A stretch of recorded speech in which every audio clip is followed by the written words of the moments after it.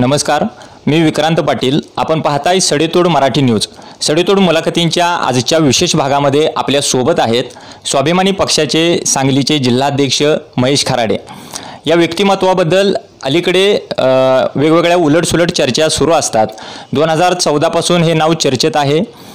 एकेकाळचे सांगलीतील वालचंद कॉलेजचे अभियांत्रिकीचे टॉपर, त्याचबरोबर सलग 12 वर्षे ज्यांनी पत्रकारितेमध्ये स्वतःची कारकीर्द गाजवली आणि 2013 पासून ज्यांचा एक वेगळा राजकीय प्रवास सुरू झाला, असे महेश खराडे आपल्यासोबत आहेत. नमस्कार. नमस्कार. आम्हाला सुरुवातीला आपल्या एकूण पूर्ण वैयक्तिक आयुष्याबद्दल, तुमच्या आजवरच्या प्रवासाबद्दल जाणून घ्यायला आवडेल. निश्चितपणानं मी तसं तासगाव तालुक्यातील मांजरड या गावचा मूळ रहिवासी आणि माझं शालेय जीवन किंवा शालेय शिक्षण हे मांजर्डेमध्येच 10वीपर्यंत झालं आणि त्यानंतर 11वी-12वी विलिंग्डन कॉलेज, त्यानंतर वालचंद कॉलेजला डिप्लोमा इंजिनिअरिंग मी पूर्ण केलं. आणि पण इंजिनिअरिंग करत असताना मला त्या इंजिनिअरिंगमध्ये रस नव्हता आणि त्याबद्दल आवडही नव्हती. पण माझ्या आईवडिलांची इच्छा होती की मुलांना इंजिनियर झालं पाहिजे आणि म्हणून मी त्यांच्या आग्रहाखातर इंजिनिअरिंगला प्रवेश घेतला. खरं तर मी त्यावेळी BA इंग्लिशला फर्स्ट इयरला प्रवेश घेतला होता भारतीय विद्यापीठाला. पण त्यावेळी राम गायकवाड म्हणून एक सर होते, त्यांनी मला म्हटले, तुझ्या स्वप्नामध्ये शेक्सपियर आला आहे का? इंजिनिअरिंग सोडून तू आर्ट्सला या लागला आहे. खरं तर ते तसं बोलले नसते तर मी आर्ट्समध्येच माझं करिअर केलं असतं. मी एखाद्या MA इंग्लिश, BEd, PhD करून प्राध्यापक झालो असतो. पण त्यावेळी माझ्या आयुष्याला टर्निंग बसला आणि मला इंजिनिअरिंग पूर्ण करावं लागलं. मी एक दिवस फिलिप्स इंटरनॅशनल कंपनीमध्ये ठाण्याला एक दिवस जॉबही केला. पण ही दुनिया आपली नाही आणि मुंबईमध्ये आपल्याला काय फार स्वारस्य नाही आहे असं समजून मी पुन्हा गावाकडे आलो आणि मी पत्रकारिता करायला लागलो. 12 वर्ष पत्रकारिता केली आणि 2001 ते 2012-13पर्यंत. आणि या 13ला सांगली जिल्ह्यामध्ये, महाराष्ट्रामध्ये प्रचंड दुष्काळ पडला आणि मी एके दिवशी मांजर्डे गावी गेलो असताना माझीही द्राक्षबाग जळाली होती आणि माझे वडील मला म्हणाले की अरे काय तुझ्या पत्रकारितेचा उपयोग? द्राक्षबागा दुष्काळात द्राक्षबागा काढायच्या, दुष्काळ संपला की पुन्हा द्राक्षबागा लावायच्या. हे कुठंतरी थांबलं पाहिजे आणि या तालुक्यात पाणी आलं पाहिजे. पाण्यासाठी तुझी लेखणी चालव, तू काहीतरी कर. आणि मग माझ्या ह्याला प्रकाश पडला की आपण, आणि त्या काळी गृहमंत्री R.R. पाटील होते. R.R. पाटलांना, शरद पवारांना, अर्थमंत्री त्या काळात जयंत पाटील होते, त्यांना मी पाणी योजनांना निधी कधी मिळणार, कधी तुम्ही निधी देताय, अशा प्रत्येक प्रश्नामध्ये, प्रत्येक पत्रकार बैठकीमध्ये प्रश्न विचारायचो. तेही काहीतरी ठोकळ साचेबद्ध उत्तरं द्यायची. आणि मग एखाद्या पत्रकार बैठकीमध्ये हा प्रश्न विचारला नाही तर माझे सहकारी पत्रकारसुद्धा विचारायचे, अरे महेश, पाण्याचा प्रश्न झाला नाही या पत्रकार बैठक. म्हणजे एवढं माझं पत्रकारिता ही पाण्यासाठी वाहिलेली होती. आणि मग अशा काळात माझ्या लक्षात आलं की केवळ प्रश्न विचारून हे राजकीय कार्यकर्ते, राजकीय नेते झुकणार नाहीत. यांना लोक दाखवावे लागतील, लोकांची एकजूट दाखवावी लागेल, लोकांना संघटित करावं लागेल आणि संघटित लोक ज्यावेळी मागणी करतील त्यावेळेस हे पाण्याचा प्रश्न सोडवतील. हे माझ्या लक्षात आल्यानंतर आम्ही दुष्काळ निर्मूलन संघर्ष समिती स्थापन केली. माझ्या सगळ्या महात्मा गांधी वसतिगृहातल्या विद्यार्थ्यांना, माझ्या सहकाऱ्यांना, डाव्या चळवळीतील उमेश देशमुख वगैरे असतील, या सगळ्यांना बरोबर घेतलं. माझे अनेक सहकारी या चळवळीत आले. माझे पत्रकार मित्र या दुष्काळ निर्मूलन संघर्ष समितीमध्ये होते. या सगळ्यांना एकत्रित करून मी पाण्याचा अभ्यास केला, विसापूर पुंदी योजनेचा अभ्यास केला, टेंबू योजनेचा अभ्यास केला. आणि मग या अभ्यासातून माझ्या लक्षात आलं की या योजनांना थोडाफार निधी दिला, थोडीफार इच्छाशक्ती दाखवली, मानसिकता दाखवली तर निश्चितपणाने या योजना पूर्ण होऊ शकतात. आणि मग राजू शेट्टी आणि मग आम्ही दुष्काळ निर्मूलन संघर्ष समितीच्या माध्यमातून तासगाव तालुक्यातल्या, खानापूर तालुक्यातल्या, कवटेमंकाळ तालुक्यातल्या गावागावात गेलो. लोकांना समजावून सांगितलं की पाणी कसं महत्त्वाचं आहे. या राजकारणाच्या नादामध्ये आमचं आयुष्य उद्ध्वस्त व्हायला लागलं आहे आणि या राजकारण्यांना, या नेत्यांना जर आपण पाणी मागितलं नाही तर आणखी 20-25 वर्ष आपली अशीच जातील. ताकारी, म्हैसाळ, टेंबू या योजना 1984 पासून सुरू झाल्या. मला नेमकं हे जाणून घ्यायचं की आपण सलग 12 वर्ष पत्रकारिता केली, पण परत आपला राजकीय प्रवास सुरू झाला, तो सुद्धा स्वाभिमानीच्या माध्यमातून राजू शेट्टी यांच्या मार्गदर्शनाखाली. तो प्रसंग कसा होता? पाणी परिषद म्हणजे आम्ही गावागावात गेलो. पाणी परिषद 13 जानेवारी 2013ला मांजर्डेमध्ये घेतली. आणि हा महेश खराडे कोण, महेश खराडे याचं काय, ह्याच्या मागं कोण लोक येत आहेत. आणि त्या काळात R.R. पाटील आणि संजय काका हे दोघंही राष्ट्रवादीत होते. त्यामुळे यांनीही त्या काळी फतवा काढला होता की या पाणी परिषदेकडे कुणीही जायचं नाही. पण हजारो लोक मांजर्डेमध्ये जमले आणि 13 जानेवारीला मांजर्डेत पाणी परिषद यशस्वी झाली. त्यानंतर सावळजला 8 फेब्रुवारी 2013ला घेतली. आणि त्यानंतर मी ज्या वर्तमानपत्रामध्ये काम करत होतो त्या वर्तमानपत्राच्या व्यवस्थापनानं मला सक्तीच्या रजेवर जायला सांगितलं. आणि मग मला तो निर्णय पटला नाही आणि मी राजीनामा दिला. आणि त्यानंतर मला राजू शेट्टी आणि सदाभाऊ खोत यांनी राज्यप्रवक्ता म्हणून संधी दिली आणि मी स्वाभिमानी शेतकरीमध्ये संघटनेमध्ये सक्रियपणे काम करायला लागलो. म्हणजे आपण प्रस्थापितांच्या विरोधात जे लढला त्यासाठी आपणाला नोकरीसुद्धा त्या काळात गमवावी लागली होती. पण 13 जानेवारी 2013ला जी पाणी परिषद झाली होती त्यावेळी प्रचंड मोठा शेतकऱ्यांचा समूह त्यावेळी आपल्या जन्मगावी मांजर्डेमध्ये आला होता. पण आज ज्यावेळी आपण शेतकरी आंदोलनं करता, शेतकऱ्यांच्यासाठी विद्रोह करता, त्यावेळी एवढ्या मोठ्या प्रमाणात शेतकरी दिसत नाहीत, किंबहुना संख्या फारच कमी असते. याची कारणं अनेक आहेत. त्या 2013ला प्रचंड दुष्काळ होता. द्राक्षबागा जळाल्या होत्या, सगळी पिकं जळाली होती. पाण्यासाठी टाहो शेतकरी फोडत होता. थेंब थेंब पाण्यासाठी आक्रोश सुरू होता. आणि ती पार्श्वभूमी, ती परिस्थिती उद्वेग आणणारी होती. आणि त्याच्या अगोदर 2005लाही दुष्काळ पडला होता. आणि तासगाव तालुक्यातल्या द्राक्षबागा 2005ला काढल्या. परत दुष्काळ संपल्यानंतर 2007ला त्या पुन्हा लावल्या आणि परत 2013ला त्या 13च्या दुष्काळात काढाव्या लागल्या. म्हणजे एक दुष्टचक्र चाललं होतं. आणि ह्या दुष्टचक्राला भेदलं पाहिजे ही भूमिका आम्ही लोकांना पटवून दिली आणि ती लोकांना पटली. आणि त्यावेळी मी गावागावात सांगत होतो की पाणी हाच आपला पक्ष आहे. पाणी आल्याशिवाय आपला उद्धार होणार नाही. मग ते R.R. पाटील आणतायत, संजय काका आणतायत का कोण आणतायत हे प्रश्न महत्त्वाचा नाही. आपल्याला पाणी आणलं पाहिजे. आणि लोकांना ते पटलं म्हणून हजारो लोक आले. आता एखादा प्रश्न किती महत्त्वाचा आहे, कारण त्या काळात दुष्काळ जेवढा प्रचंड होता, लोकांना शेतकऱ्यांना थेंब थेंब पाणी महत्त्वाचं होतं. त्यामुळे 100% शेतकरी त्या ह्याच्यामध्ये सक्रिय झाला आणि आमच्या बरोबरीने आला. आज परिस्थिती अशी आहे की आम्ही एखाद्या ऊसाचं आंदोलन करतो त्यावेळी समाजातला सगळाच ऊस उत्पादक नसतो, सगळाच दूध उत्पादक नसतो, सगळाच द्राक्ष उत्पादक नसतो. म्हणजे एखाद्या प्रश्नावर ज्यावेळी आंदोलन करतो त्यावेळी त्या आंदोलनाच्या मर्यादा असतात. पण शेतकरी हे तेवढा जागरूक नाही, हेही त्यातनं मला सांगायचं आहे की शेतकरी ऊसाच्या प्रश्नावरती आम्ही ज्यावेळी आंदोलन करतो त्यावेळी 8-10 हजार शेतकऱ्यांचं ऊस बिल थकलेलं असतं किंवा 8-10 हजार शेतकऱ्यांचा ऊसाचा प्रश्न असतो.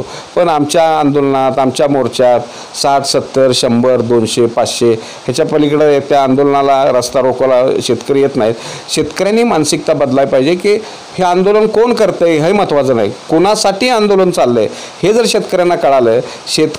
शेतकऱ्यांच्या आर्थिक नाड्या ज्या राजकारण्यांच्याकडे आहेत त्यांच्याच हातात शेतकरी आज त्यांचं स्वतःचं मानगुट देतोय. त्यामुळे ते कापायला कमी जास्त शेतकऱ्यांनी ओळखलं पाहिजे. राजकारणाच्या ठिकाणी राजकारण आणि जिथं स्वतःचा आर्थिक विकास आहे, मग ते दुधाच्या प्रश्नावर असू दे, ऊसाच्या प्रश्नावर असू दे, द्राक्षाच्या प्रश्नावर असू दे, भाजीपाल्याच्या प्रश्नावर, इथं शेतकरी संघटना आम्ही म्हणतोय की तुम्ही राजकारण कोणाचंही करा. पण आपण ज्यावेळी कडकनाथसाठी आंदोलन केलेलं होतं माजी राज्यमंत्री सदाभाऊ खोत यांच्या विरोधात, त्यावेळी जे कडकनाथचे शेतकरी होते ते तुमच्या आंदोलनामध्ये सामील झाले होते. कदाचित आज आपल्या ऊस उत्पादकांच्या आंदोलनामध्ये शेतकरी सामील होत नाहीत, याचं कारण काही प्रस्थापितांची दहशत आहे असं काही आहे? ते आहे म्हणजे तासगाव आता 2 दिवसापूर्वी म्हणजे आम्ही जे 3-4 आंदोलन केली त्या सगळ्या आंदोलनात तासगाव तालुक्यातील शेतकऱ्यांची संख्या अत्यल्प होती. याला कारण आहे की तासगाव तालुक्यातला शेतकरी कोणाची तरी दहशतीखाली आहे. आता संजय काकांचा कारखाना आहे, संजय काका सांगली जिल्ह्याचे खासदार आहेत आणि मग आपलं बिल अडकलं. हे सगळे शेतकरी मला फोन करून सांगतायत की बिल लवकर निघालं पाहिजे, बिल मिळालं पाहिजे, काय पण करा, लढा, आंदोलनात यायला कोणी तयार. हां, पण तेच शेतकरी ज्यावेळी मी त्यांना म्हणतो की तुम्ही आल्याशिवाय आंदोलन यशस्वी होणार नाही.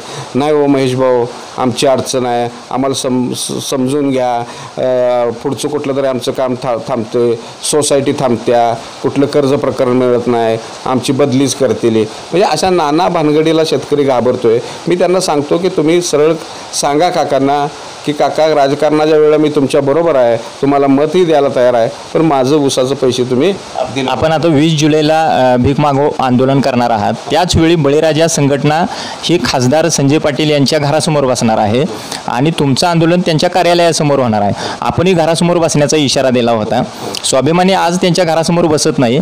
तुम्हीच सांगितल्याप्रमाणे 14 दिवसांच्या आत ती बिलं यायला पाहिजेत आणि 6 महिन्यांचा विलंब झालेला आहे. म्हणजे स्वाभिमानी सुद्धा आंदोलनात कुठे मॅनेज होते का? नाही, काय झालं आहे, घरासमोर कुठणाच्याही आंदोलनाचा एक भाग असतो की आंदोलनाचा टेम्पो वाढवायचा असेल तर त्यावेळी घोषणा करावी लागते की आम्ही घरासमोर बसणार आहे. पण कोणतंही आंदोलन व्यक्तिगत आंदोलन असत नाही. घरासमोर आंदोलनाला परवानगी मिळत नाही, म्हणजे कायदेशीरदृष्ट्या. कारण हा प्रश्न साखर कारखान्याचा आहे. आणि मग एक तर तुम्ही साखर कारखान्यावर आंदोलन करा, तहसीलदार कार्यालयासमोर करा किंवा त्यांच्या संपर्क कार्यालयासमोर करा. तो त्यांच्या कोणाच्याही व्यक्तिगत मालमत्तेसमोर आपल्याला आंदोलन करता येत नाही. कायदेशीरदृष्ट्या ते योग्य नाही आणि तशी परवानगी मिळत नाही. मी नुसती घोषणा करून त्यातनं काही साध्य होत नाही. म्हणून आम्ही टेम्पो वाढवला का, आंदोलनाचा टेम्पो वाढवायसाठी आम्ही घोषणा केली 100% घरासमोर त्यांच्या बसू. पण त्यात आम्ही अनेक वर्ष आंदोलन करतो, त्यामुळे आम्हाला आंदोलन कुठं करायची, कशी करायची याची जाण आहे. त्यामुळं आम्ही त्यावेळी घोषणा केली तरी त्यातनं कायदा आणि व्यवहाराची सांगड घालून आम्ही त्यांच्या कार्यालयासमोर बसण्याचा निर्धार केला. आणि आम्ही परवा तहसीलदारांच्याकडे ही मागणी केली की त्यांनी RRC अंतर्गत ती कारवाई करावी. कारण RRC साखर आयुक्तांनी जिल्हाधिकाऱ्यांना पाठवलेली आहे, जिल्हाधिकाऱ्यांनी तहसीलदाराकडे पाठवले आहे. त्यामुळे तहसीलदारांनाही आम्ही त्या 20 तारखेच्या आंदोलनात विचारणार आहोत. निश्चितपणानं आपण बरीच वर्ष ही आंदोलनं केलेली आहेत. पण आपण स्वतःच खासदार संजय काकांना ज्यावेळी जिल्हा मध्यवर्ती बँक कर्ज द्यायला तयार झाली होती त्यावेळी त्यांच्या पूर्वीची जी थकीत कर्ज आहेत त्याच्या संदर्भात आपण आंदोलन केलेलं होतं. पण त्यानंतर ते आंदोलन मध्येच थांबलं, तो विषयसुद्धा थांबला. कदाचित त्यावेळी आपण काही चर्चेसाठी बसला होता का? नाही, संजय काकांच्या तासगाव गणपती शुगर क्रेडिट सोसायटीला कर्ज देऊ नका असं आम्ही मागणी केल्यानंतर त्यांच्या त्या संस्थेला कर्ज दिलंच नाही. त्यांनी दुसऱ्या उपकंपन्या स्थापन केल्या, म्हणजे कायदा आणि व्यवहाराचा मार्ग काढला त्यांनी आणि त्या ह्यांच्या टोळीवाल्यांच्या कंपन्या स्थापन केल्या आणि त्या कंपनीला जिल्हा मध्यवर्तीने बँके दिलं. म्हणजे त्याने आमचा मान राखला, आमची मागणी मान्य केली, पण त्याचबरोबर व्यवहार त्यांनी पाहिला आणि त्यांनी दुसऱ्या कंपन्या दाखवल्या, कागदोपत्री गणपती दाखवली नाही आणि दुसऱ्या कंपनीच्या ह्याच्यावरती कर्ज पुरवठा केला. त्यामुळं टेक्निकली गणपती शुगरला जिल्हा बँकेने कर्ज दिलं नाही. आता त्यांनी स्थापन केलेल्या ज्यात गणपती शुगर किंवा संजय काकांचं नाव दिसत नाही त्या कंपन्यांच्या नावावर त्यांनी कर्ज पुरवठा केला. त्यामुळे टेक्निकली त्यात आम्ही गणपती शुगर नाहीच ना, त्यांची जी संजय काकाची गणपती शुगर क्रेडिट सोसायटी आहे ती जिल्हा बँकेने त्याला कर्ज पुरवठा केलाच नाही.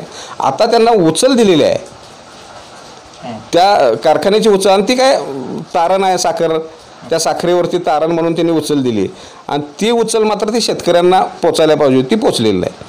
त्यामुळे बिलं थकलेली आहेत. आपण सध्या जरी राहायला सांगलीमध्ये असला तरी आपला विधानसभा मतदारसंघ किंवा आपलं मतदान तासगाव कवठेमंकाळ या विधानसभा मतदारसंघामध्ये येतं. तुमच्यासाठी त्या ठिकाणी भविष्यात काही राजकीय आव्हानं आहेत का? आता युवा नेते रोहित पाटील हे सुद्धा सक्रिय झालेले आहेत आणि स्वतः खासदार संजय काकांचा त्या ठिकाणी गट आहे. ती तुम्हाला तुमच्या दृष्टिकोनातून राजकीय आव्हानं वाटत आहेत का भविष्यात? नाही, निश्चितपणानं काँग्रेस असेल, राष्ट्रवादी असेल, BJP असेल, हे 3 पक्ष प्रस्थापित पक्ष आहेत. या प्रस्थापित पक्षांच्या मागं जनमत काही प्रमाणात विखुरलेलं आहे आणि गेल्या 7-8 वर्षापासून मी स्वाभिमानी शेतकरी संघटनेच्या माध्यमातून तासगाव तालुक्यात आणि सांगली जिल्ह्यामध्ये कार्यरत आहे. आम्ही आमच्या पद्धतीनं अनेक गावामध्ये शाखा काढण्याचा प्रयत्न केला आहे, तरुणांना शेतकऱ्यांना एकत्रित आणण्याचा प्रयत्न केला आहे. पण राजकारण आणि चळवळ हे शेतकऱ्यांना अजून त्यामधला सीमारेषा कळालेली नाही. कारण स्वाभिमानी शेतकरी संघटना काय म्हणते हे त्यात कदाचित आमचं अपयश असेल ते की आम्ही काय म्हणतो, ऊसाला दर मिळाला पाहिजे. ऊसाला दर मिळाला तर आर्थिकदृष्ट्या कोण समृद्ध होणार आहे? शेतकरी. दुधाला दर मिळाला पाहिजे, दुधाला दर मिळाल्यानंतर आर्थिकदृष्ट्या कोण समृद्ध होणार आहे? शेतकरी. द्राक्षाला पीक विमा मिळाला पाहिजे. या पीक विमा मिळाला तर शेतकऱ्याचं कुणाचं नुकसान वाचणार आहे? द्राक्ष. नाही, पण या सामाजिक समस्या आहेत, शेतकऱ्यांशी निगडीत आहेत, पण त्याचं मतदानात मात्र रूपांतर होताना दिसत. तेच मी सांगायला लागलोय की ह्या सगळ्या समस्या घेऊन आम्ही ज्यावेळी काम करतो त्यावेळी या समस्यांच्या भोवती शेतकरी आमच्याबरोबर येतो. पण या समस्या सुटल्या म्हणजे ऊसाचं बिल मिळालं, दुधाला दर मिळाला की हाच शेतकरी आमच्याबरोबर राहत नाही, तो पुन्हा आपली राजकीय शेकोटी जित आहे. मग भविष्यात राजकीय महत्वाकांक्षीपोटी महेश खराडे आम्हाला सदाभाऊ खोतांच्या भूमिकेत दिसतील का? कदाचित एखाद्या प्रस्थापित पक्षानं आपणाला संधी दिलीच तर. नाही, चळवळ हा आत्मा आहे आणि यापूर्वी मला अनेक पक्षांची, अनेक संघटनांची तुम्ही आमच्यामध्ये या, तुमचं काम चांगलं आहे, तुम्हाला मी चांगलं पद देतो जिल्हा स्तरावर, राज्य स्तरावर, अशा अनेक लोकांनी मला यापूर्वी पण ती संधी स्वीकारलेली नाही. अगदी आमच्यातून गेलेल्यानेही मला फार मोठी प्रलोभनं दाखवली होती, पण त्यालाही मी भीक घातली नाही. कारण राजू शेट्टी हे या देशातल्या शेतकऱ्यांचे आधारस्तंभ आहेत, या देशातल्या शेतकऱ्यांना दिशा देणारे आहेत आणि त्यांच्यामुळेच ऊस उत्पादक असेल, दूध उत्पादक असेल, द्राक्ष उत्पादक असेल, या देशातल्या, या राज्यातल्या, या जिल्ह्यातल्या शेतकऱ्यांना न्याय मिळवण्याची भूमिका राजू शेट्टींची आहे. त्यामुळं शेवटच्या श्वासापर्यंत आम्ही त्यांच्याबरोबर राहणार. आपण कायम चळवळीत राहणार निश्चितपणानं. मला फक्त एका शब्दात उत्तर द्या की अनेक राजकीय पक्षांमध्ये आयात लोकांना संधी दिली जाते आणि निष्ठावंतांवर अन्याय होतो, हो किंवा नाही, फक्त सांगा. बरोबर आहे, निष्ठावंतावर नेहमीच राजकीय पक्षामध्ये तर अन्याय होतो. स्वतः आपण 2014 साली स्वाभिमानीत असताना सुद्धा आपणाला शिवसेनेने उमेदवारी दिली होती आणि आपण तिकडून आमदारकी लढवलेली होती. त्यावेळी शिवसेनेच्या निष्ठावंतांवर अन्याय झाला होता असं आपणाला वाटत नाही का? नाही, त्यावेळी शिवसेनेनं उमेदवार मागणीच केलेली नव्हती. त्या काळात मला उमेदवारी का मिळाली, मीही शिवसेनेकडे मागणी केलेली नव्हती आणि त्यावेळी शिवसेनेतल्याही कुणी निष्ठावंतांनी उमेदवारीची मागणी केली नव्हती. त्यामुळे त्यांच्याकडे उमेदवारीची मागणी नसल्यामुळं त्यांनी मला विचारणा केली आणि त्यावेळी आम्ही लढायचं ठरवलं होतं. त्यामुळं स्वाभिमानीची ह्यांच्याबरोबर युती होती, भाजप सेनेबरोबर, आणि त्यामुळं मला स्वाभिमानीला तिथं मतदारसंघ मिळालेला नव्हता. त्यामुळे स्वाभिमानीतनं मला उमेदवारी मिळणं शक्य नव्हतं. त्यामुळे मला शिवसेनेनं विचारणा केल्यानंतर शिवसेनेची उमेदवारी मी स्वीकारली. पण त्या निवडणुकीनंतर आपण लगेचच स्वाभिमानीमध्ये परत गेला होता. आज जरी आपण चळवळीमध्ये असला तरी सुद्धा 2019च्या लोकसभेला आपलं नाव चर्चेमध्ये होतं, इंद्रजित देशमुख यांचं नाव चर्चेत होतं आणि अगदी त्याच वेळी विशाल पाटील यांचं नाव चर्चेत होतं. स्वाभिमानीचा लढा वर्षानुवर्ष हा कारखानदारांच्या, साखर सम्राटांच्या विरोधात उभा राहिलेला आहे. ज्यावेळी इथं एका प्रस्थापित नेत्याला स्वाभिमानीतून संधी दिली गेली त्यावेळी जिल्हाध्यक्ष असलेल्या महेश खराड्यांचा त्यांना नाईलाज असतो त्यांचा प्रचार करावा लागला. त्यावेळी तुमच्यावर म्हणजे निष्ठावंत असून अन्याय झाला असं वाटत नाही का?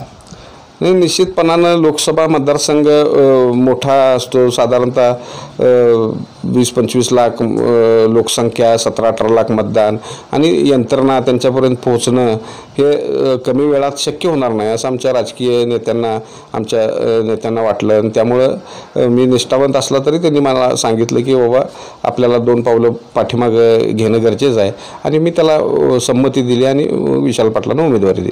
पण कारखानदारांचा तुम्ही प्रचार करत होता, ती स्वाभिमानीची सगळ्यात मोठी चूक होती असं आपल्याला वाटतंय का? नाही, आता विशाल पाटील हे काही कारखानदार नाहीत. त्यांचा दत्त इंडिया, वसंतदादा कारखाना त्यांनी चालवायला दिलेला आहे.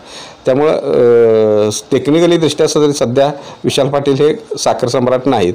त्यामुळं त्यांचा प्रचार आम्ही केला.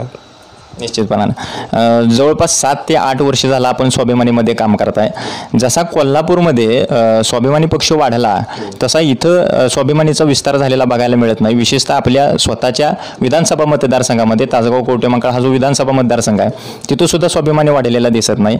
आपलं नेतृत्व त्यासाठी अकार्यक्षम आहे असं वाटत नाही का? मी 2013 साली ज्यावेळी स्वाभिमानीत आलो त्यावेळी सांगली शहरापर्यंतच स्वाभिमानी होती, म्हणजे नदीच्या पलीकडं कृष्णा वारणेच्या पट्ट्यात स्वाभिमानी होती.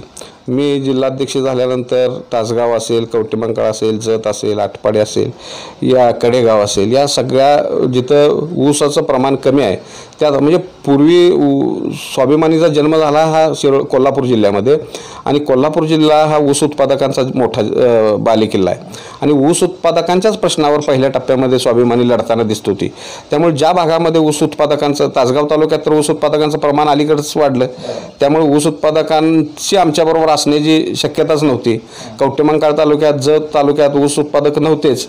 पण ज्यावेळीपासून आम्ही द्राक्ष, बेदाणा, दूध या प्रश्नावरती काम करायला लागलो त्यावेळी आमच्याकडं म्हणजे काहीच नसणारे स्वाभिमानी म्हणजे अर्धा ग्लास रिकामा आहे का? 100% अर्धा ग्लास रिकामा आहे, ते आम्ही मान्यच करतो. पण अर्धा ग्लास भरलेला आहे, कारण जिथं एकही माणूस स्वाभिमानीचा नव्हता, एकही बिल्लाधारक नव्हता.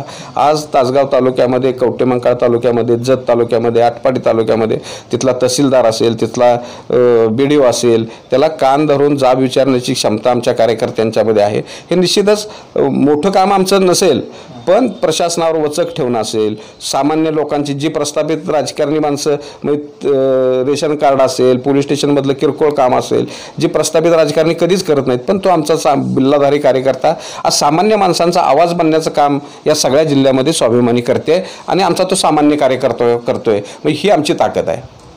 अनेक प्रस्थापित पक्षांकडून आपण ज्या ठिकाणी कृषी प्रदर्शन घेता ते खरं तर शेतकऱ्यांच्या हिताचं आहे. शेतकऱ्यांना नवीन माहिती मिळावी, आधुनिक तंत्रज्ञान कळावे, यासाठी आपण जरी कृषी प्रदर्शन घेत असला तरी काहींचं म्हणणं असं आहे की कृषी प्रदर्शनाच्या माध्यमातून महेश खराडे त्यांची दुकानदारी चालवत आहेत. या दुकानदारी चालवायचा विषयच कुठे होतो? म्हणजे यात कृषी प्रदर्शन कशासाठी घेतलं जातं? तर कृषी प्रदर्शन यासाठी घेतलं जातं की ज्या नवीन तंत्रज्ञान आलेलं आहे ते तंत्रज्ञान लोकांच्यापर्यंत पोचलं पाहिजे. आता नवीन दररोज तंत्रज्ञान येतं आहे, म्हणजे हा तंत्रज्ञानाचा जमाना आहे. नवीन अनेक वाहनं येत आहेत, अनेक खतं येत आहेत, अनेक बियाणं येत आहेत. ही जर माहिती एकाच छताखाली शेतकऱ्यांना दिली तर वाईट काय? म्हणजे कुणाच्या पोटात दुखायचं, कुणाला त्याच्या असूया वाटायचं. तुम्ही करत नाही, मी करतोय. आणि कुणासाठी करतोय? शेतकऱ्यांसाठी करतोय. बरं, शेतकऱ्यांसाठी करणं हे चूक आहे का? कुणाला चूक वाटत असेल तर त्यांना खुशाल ते चूक वाटावं, पण मी माझं काम करत राहणार. शेतकऱ्यांना आधुनिक माहिती मिळावी आणि मग ही शेतकऱ्यांना आधुनिक माहिती मिळायला पाहिजे, आधुनिक तंत्रज्ञान मिळालं पाहिजे. आता हे कोण बघत नाही की शेतकऱ्यांना नुसता शेतीमाल पिकवून उपयोग नाही, तो शेतीमाल विकायला शिकलं पाहिजे. महाराष्ट्रातलं असं एक पहिलं कृषी प्रदर्शन आहे ज्यामध्ये जिल्ह्यातल्या कुठल्याही शेतकऱ्यानं त्याची द्राक्ष आणावीत, त्याचा बेदाणा आणावा, त्याची वांगी आणावीत, त्याचा भाजीपाला आणावा, त्याची कडधान्य आणावीत आणि आमच्या कृषी प्रदर्शनामध्ये विकावीत. ही गोष्ट वाईट आहे? निश्चितपणानं ही गोष्ट वाईट कुणाला वाटत असेल तर त्याला खुशाल ते वाईट वाटू द्यावे. त्यानं मला दुकानदारी म्हणावे, त्यानं मला काही आरोप करावा, मी चालत राहणार. आपण निश्चितपणाने चांगल्या मोठ्या सामाजिक भावनेने हे करतात. आता काही महिन्यांवर तासगाव नगर परिषदेच्या निवडणुका येऊन ठेपलेल्या आहेत. त्याचबरोबर तिथून पुढे 2-3 महिन्यातच लगेचच पंचायत समिती आणि जिल्हा परिषदेच्या निवडणुका आहेत. स्वाभिमानी पक्ष त्याच्यासाठी काही वेगळी बांधणी करते का? निश्चितपणानं तासगाव नगरपालिकेच्या निवडणुकीमध्ये गेल्या वर्षी आम्ही गेल्या निवडणुकीत ही प्रयत्न केला होता. एक नगराध्यक्षपदाच्या उमेदवारासाठी आम्ही उमेदवारी शोधला होता, पण ऐनवेळी त्यांना माघार घेतली. त्यामुळं ती निवडणूक आम्हाला गेल्या वेळी लढवता आली नाही. पण निश्चितपणानं यावेळी आम्ही स्वाभिमानी 1-2-4 वार्डामध्ये आम्ही लक्ष घातलेलं आहे आणि ते निश्चितपणानं या निवडणुकीमध्ये सक्रियपणे मग कुठं शक्य असेल तिथं विरोधी पक्षांची मदत घेऊन किंवा विरोधी पक्षाच्या अलायन्समध्ये आम्ही सहभागी होऊन या निवडणुकीत सहभागी होणार आहोत. केवळ तासगाव नगरपालिकेचीच निवडणूक नाही तर यापुढच्या काळामध्ये आम्ही जिल्हा परिषद, पंचायत समितीच्याही निवडणुका लढवणार आहोत. गेल्या वेळी तासगाव कवटेमंकाळ मतदारसंघामध्ये आम्ही जिल्हा परिषद, पंचायत समितीच्या निवडणुका लढवल्या होत्या आणि त्या निवडणुकीतही आमच्या उमेदवारांना चांगली मतं पडली होती. यावेळी सुद्धा आगामी फेब्रुवारी महिन्यामध्ये होणाऱ्या जिल्हा परिषद, पंचायत समिती निवडणुकीमध्ये प्रत्येक जिल्हा परिषद आणि प्रत्येक पंचायत समिती स्वाभिमानी शेतकरी संघटना स्वबळावर लढवेल.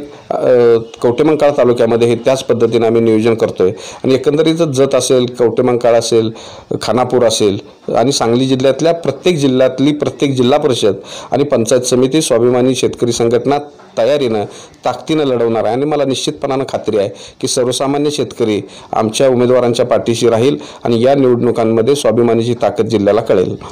पण हे केवळ रस्त्यावरची लढाई करून किंवा आंदोलन करून हे शक्य होणार नाही.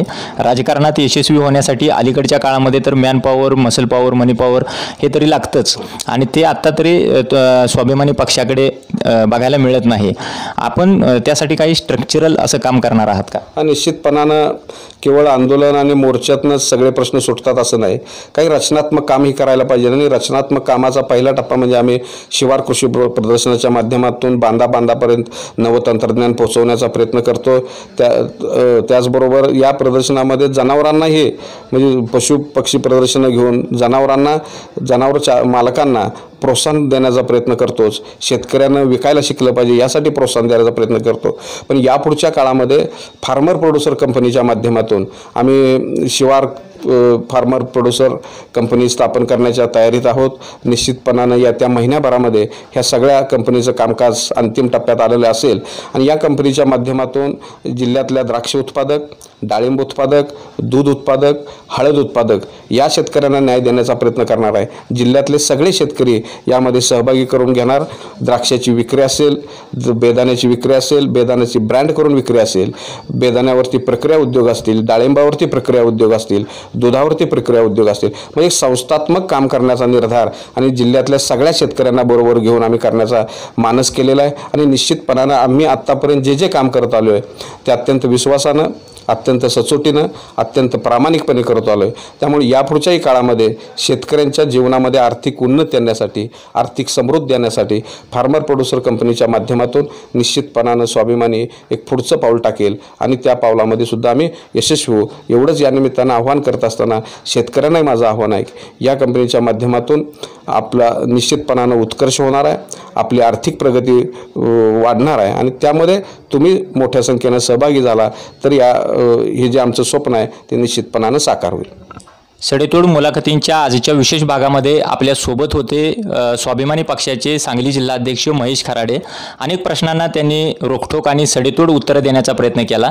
त्यांचा राजकीय प्रवास तर या मुलाखतीच्या माध्यमातून आपण जाणून घेतलाच, पण त्याचबरोबरीनं त्यांनी आजवर केलेली रस्त्यावरची आंदोलनं असतील, शेतकऱ्यांसाठी केलेला संघर्ष असेल तोही जाणून घेतला.